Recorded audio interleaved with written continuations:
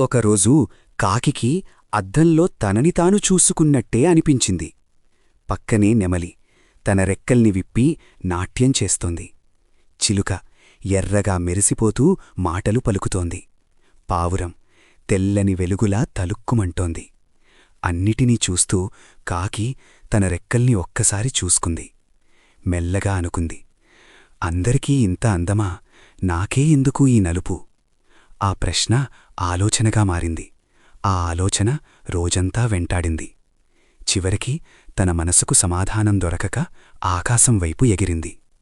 దేవతల దగ్గరకు వెళ్ళి తల వంచి అడిగిందట, నాకు కూడా అందమైన రెక్కలు ఇవ్వండి, ఎర్రగా మెరిసే ముక్కు ఇవ్వండి. కాని అది నిజంగా అందం కోసమా అడిగిందా, లేదా ఇతరులతో పోల్చుకున్న ఆ క్షణంలో తనకున్నదే సరిపోదనిపించిందా? అసలు ప్రశ్న ఇదే. తనని తాను అంగీకరించలేని ఆ క్షణంలో కాకి మనకి ఏం నేర్పబోతోంది?